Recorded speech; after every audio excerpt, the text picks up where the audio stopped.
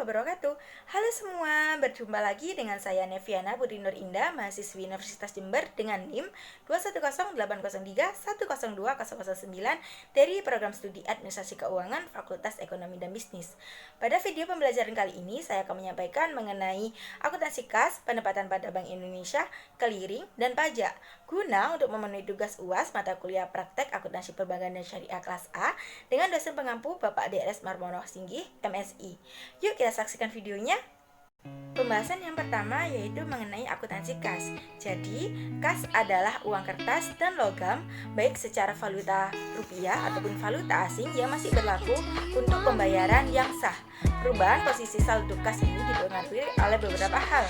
Yang pertama, penyetoran dan penarikan tunai oleh nasabah. Yang kedua, penyetoran kepada Bank Indonesia atau penarikan rekening bank yang bersangkutan di Bank Indonesia.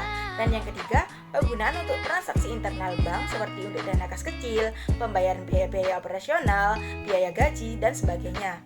Transaksi dana kas kecil dengan sistem dana tetap meliputi pembentukan dana kas kecil, pemakaian dana kas kecil, dan pengisian dana kas kecil. Sedangkan akuntansi kas kecil dengan sistem dana fluktuasi, pada saat pengisian kas kecil, bank akan mendebit dana kas kecil dan mengkredit rekening kas. Kemudian mengenai pendapatan pada Bank Indonesia. Akuntansi pendapatan pada Bank Indonesia dilakukan dalam bentuk giro dan sertifikat wadiah Bank Indonesia. Giro Bank Indonesia merupakan rekening giro milik bank komersial dalam valuta asing maupun valuta rupiah di Bank Indonesia. Dengan giro, Bank Indonesia dapat membiayai transaksi antar bank ataupun antar cabang melalui penyelesaian clearing. Mutasi giro Bank Indonesia makin sering dilakukan bila transaksi antar bank atau antar cabang makin banyak. Transaksi tersebut dibatasi oleh Bank Indonesia, tidak boleh sampai mengakibatkan ketentuan jumlah giro wajib minimum tidak tercapai. Pembahasan selanjutnya mengenai clearing. Apa sih clearing itu?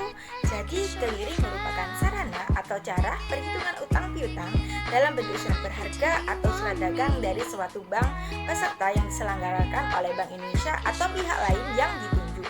Untuk mengikuti clearing, bank komersial harus terlebih dahulu terdaftar sebagai peserta clearing pada penyelenggaraan clearing, yaitu Bank Indonesia.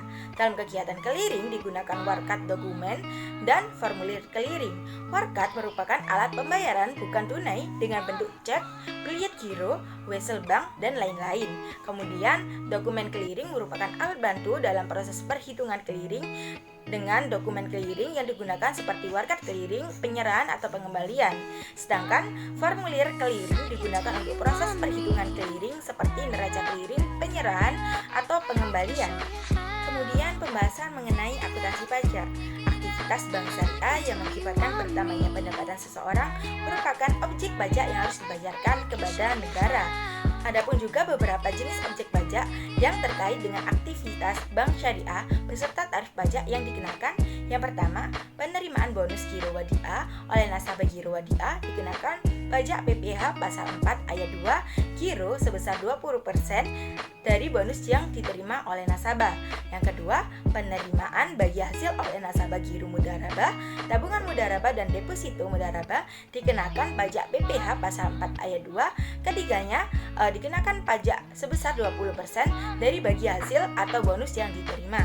Yang ketiga, penghasilan yang diterima pegawai bank syariah dikenakan PPh pasal 21 perorangan yang dikenakan pajak 10%. Yang keempat, penghasilan pajak syariah yang kena pajak dikenakan PPh pasal 21 badan. Dan yang kelima, dividen yang dibayarkan oleh bank syariah kepada pemegang saham dikenakan PPh pasal 4 ayat 2 dividen.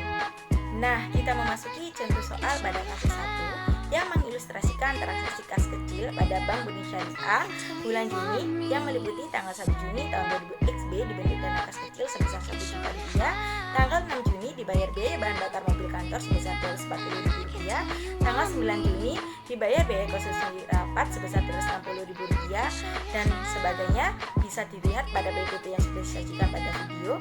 Kemudian kita diminta membuat jurnal transaksi berdasarkan metode dana tetap dan metode berfluktuasi. Kemudian penyelesaian dari kasus 1, yang pertama diminta yaitu jurnal menggunakan sistem dana tetap. Bisa dilihat bagaimana contoh jurnalnya sudah tersaji pada PPT tersebut. Yang kedua yaitu jurnal menggunakan sistem fluktuatif. Bisa dilihat juga bagaimana jurnalnya pada PPT tersebut.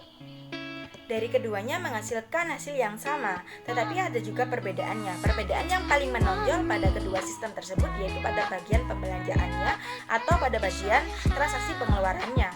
Untuk dana tetap tidak akan dicatat atau dibukukan sampai akhir memasuki awal periode ketika dana diisi kembali. Hanya akan membuat bukti adanya transaksi yang digunakan sebagai bukti pengeluaran. Sedangkan di sisi lain, sistem dana fluktuasi akan langsung dilakukan pembukuan atau pencatatan ketika terjadi pengeluaran dan langsung membukukan setiap transaksi yang dilakukan tanpa harus menunggu akhir atau awal. Kemudian ada pun juga pada kasus 2 ini ada beberapa transaksi. Yang pertama tanggal 7 Oktober tahun 2000 XD, Bank Berkah Syariah atau BBS cabang Padang menerima setoran tunai pembukaan tabungan atas nama Heri Muryadi sebesar 75 juta. Tanggal 12 Oktober, Heri Muryadi melakukan setoran tunai di Bank cabang Padang ke rekening Zero nasabah BBS cabang Surabaya sebesar 17 juta rupiah. Untuk transaksi selanjutnya bisa dilihat pada PPT yang sudah tersaji pada video. Adapun juga penyelesaian untuk kasus 2 ini sudah tersaji jurnal yang dibukukan pada tanggal 7 Oktober tahun 2000 XB. Pada sisi debit ada kas senilai 1 juta rupiah dan di sisi kredit ada rekening nasabah yaitu punya Heri Muryadi senilai 1 juta rupiah. Kemudian jurnal di kantor cabang tempat transaksi penyetoran yaitu cabang Padang pada tanggal 12 Oktober tahun 2000 XD. Pada sisi debit ada kas senilai 17 juta rupiah dan di sisi kredit ada Bank cabang Surabaya sebesar 17 juta rupiah juga. Kemudian transaksi selanjutnya jurnalnya bisa dilihat pada PPT yang sudah tersaji di video. Nah, itu tadi yang dapat saya sampaikan. Semoga mudah untuk dipahami dan bermanfaat. Kurang lebihnya saya mohon maaf. Saya akhiri. Wassalamualaikum warahmatullahi wabarakatuh. Kapan-kapan lagi.